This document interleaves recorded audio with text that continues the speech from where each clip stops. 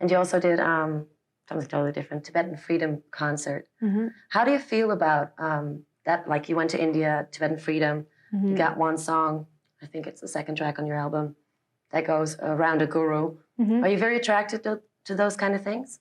I'm very attracted to it. And again, like anything else, as soon as I was immersed in it and learned about it as much as I could, it actually confirmed my belief that my belief in God and my belief that you don't have to go outside of yourself or travel to a certain place or meet with a certain person in order to know who you are. I think certain situations and environments can reflect who you are, but they can't tell you or instruct you how to be who you are. You just have to be it and remember it, you know. So it was disillusioning and exciting and you know, again, just kind of confirmed what I had always believed about God, which is that God is everywhere and that he or she is in a very vengeful sort of presence. It's just there. Yeah, gives us our choices and our freedom and our free will, and we do with it as we will.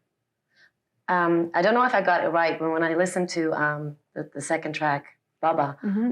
I thought you were mocking it a little bit. Is that true, or am I just totally off now? Just expressing my disillusionment towards it and perhaps a little bit of my anger towards being environments that were touted as being very safe and very sort of spiritual and accepting and compassionate, and they were the opposite of that. Feeling like I was being judged and competed with, as opposed to who was the most spiritual and who was the closest to whom and who knew more and who, you know, who was better at yoga. And it was just like, you know, I think that the root of most religions is the desire to be aware of our closeness to God and compassion, I like to think. Some of them not, but especially Buddhism is built on compassion and loving kindness. So just being in those environments and seeing a lot of the duplicitous behavior that was going on was very confusing and actually quite angering for me, just to be looked down upon and being judged for something that I just don't believe in judgment. So I can imagine that when you're in your situation, because I think you have been judged so many times. Mm-hmm. So you have to put it away. Yeah, and judgments are just projections, you know. You know, when you are being judged by someone, it just tells you a lot about the person that is judging, you know, because they're basically judging themselves. Yeah. And when you go on the road, you are going to go on the road again. Mm-hmm. First is going to be Canada, States. Mm-hmm. Do you already think about Europe, perhaps? Yeah, we'll be coming to Europe. Is that a test for you? Because you're Canadian, America's a little bit closer by, and then you get Europe. They always say that it's a totally different audience. Mm-hmm. So is that for you as well? Different test? I don't know if it's a test as much as it's just a completely different experience.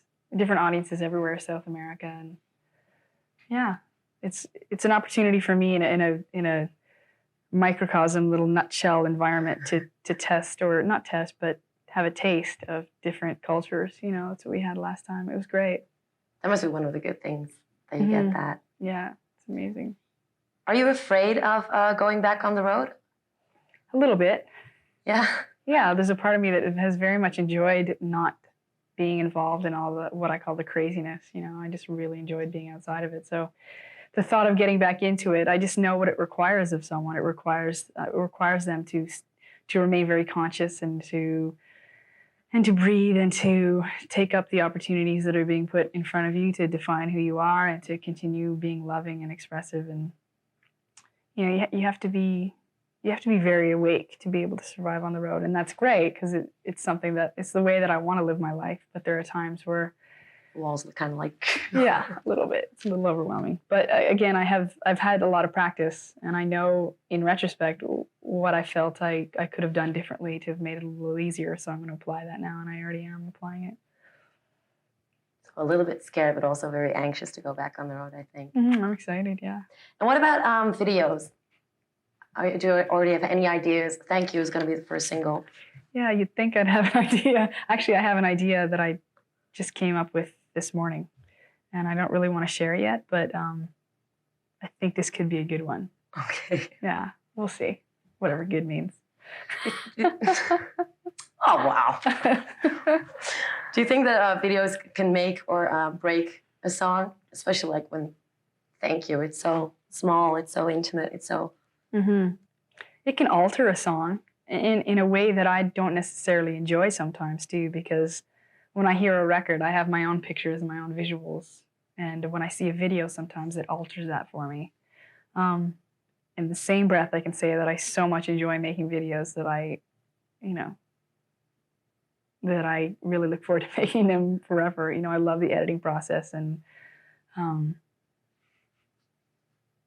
love the process of the original idea of the video and the original treatment all the way to the end onlining. It's just such an amazing process. I love it. That's so nice to see an artist talk about it like that, because most of them are like, oh, well, have to go shoot it for a day and sit there. And it's just a different way to express ourselves. I find it to be very artistic, so I love it.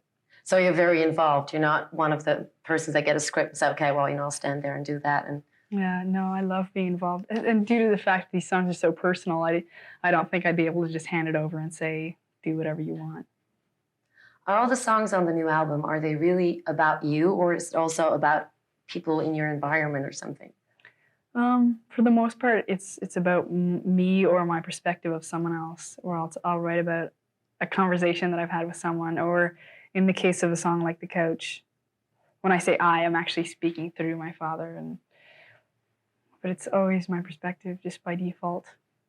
That must be very hard though, because it is so personal. That's the first thing I noticed. It's like, oh, she is so personal again. Softer though. Mm-hmm. I think you're a little bit softer. Am I wrong? Or? Yeah, definitely. A little more reflective and contemplative rather than just cat out of a bag. At ease.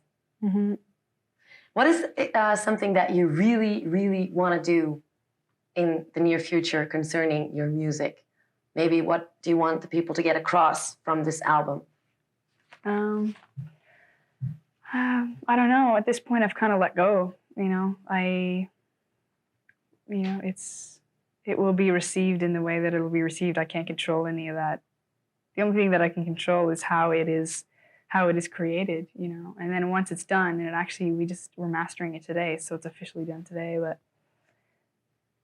I'm just peaceful. I'm finished with the record. I have just begun. I realize that, but on a really big level, I feel like I'm done now. So I listened to the album, mm-hmm. and when I first started listening to it, I thought I really have to listen because there are going to be messages behind it. There's going to be little tricks around it. I have to get what it's all about. Mm-hmm. Is that a wrong way to listen to the album, or is that a good way to listen to your album? There's no right or wrong way. You can listen to it in whatever way you want, or you can shut it off however quickly you want. There's no right or wrong way to listen to a record. But some artists really want to have the picture that they put over. If people just like your music, that's fine with you too. Yeah, I'm not invested at all in how it's received. Do you think that it can also do a lot for like young girls, perhaps, that they can recognize themselves in them? That'd be great. Yeah, if people are recognizing themselves by listening to me recognize myself, great. That'd be amazing. You are so straight and so clear about everything. It's amazing. I'm sitting here. I'm going, okay, you're answering it, and I'm like, what else can I say? What else can I ask about it? That is so cool. Must be scary for people around you, though. There's also a little track on the album, I think, that concerns that. Do you think that people are afraid of you because you're pretty young and wise? I don't think they're afraid of me. It's just it's just an art for all of us to figure out who we're compatible with. So I spend time with people that sort of wax philosophical about the same kinds of things that I do, and pose a lot of the same questions. And then I equally love hanging out with people that are so completely different from me that I just don't even understand them. I love that too. So I don't know if people are afraid of me. I don't think so. Good. Maybe. If you write a book about your life, it would be very intense, I think. I think you're an intense person. Is that what you think about yourself? I think I vibrate on a on a kinetic level at times, but I can be equally calm. So yeah, I think life's kind of intense, and it's also extremely funny too. So why is it extremely funny? It's funny because of how intense it is, and it's funny because I take things extremely seriously, but there's also another side, because I take things seriously and because I am very intent on being conscious while I'm here. The more conscious I am, the funnier all of this is to me. And I just think life's really funny, and everything in it is extremely humorous to me. I can imagine that from your position as well. Like for this, with all the interviews, people with the same questions, wanting to know exactly what you're about. Yeah, I mean, that's exciting, you know, because we get to philosophize in conversation, you know. If it was just solely about me and facts on me, I think that it would get a little tiresome, but we're basically just bouncing ideas around, you know. Okay. So you're going on tour. Hopefully you are coming to Europe. Definitely. How long are you going to be on the road? Do you know that yet? I think for about a year. Yeah. Mm-hmm. Mm-hmm. I respect that. You can just go out on the road. But is it also very motivating for writing, for example, to be on the road? Is there a lot of songs that came from being on the road the last time on the new album? Yeah, not necessarily something I had written on the road, but experiences that I had that I processed later that happened exactly when I was on the road is all over this record, yeah. So it's a very personal album. I liked it. I hope that everybody else will like it. Thanks. And do you have any ideas about the tour at all yet? How is it gonna be like show-wise or just rocky-wise or just musically-wise?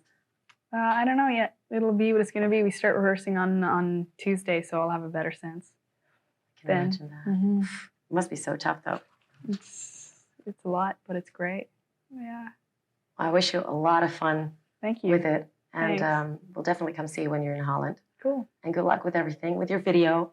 Thank you. And all the rest. I'm really curious how it's going to look like. I'll be thinking of you when I see it for the first time. Cool. Okay. Right on. Thank you very much. Thank you.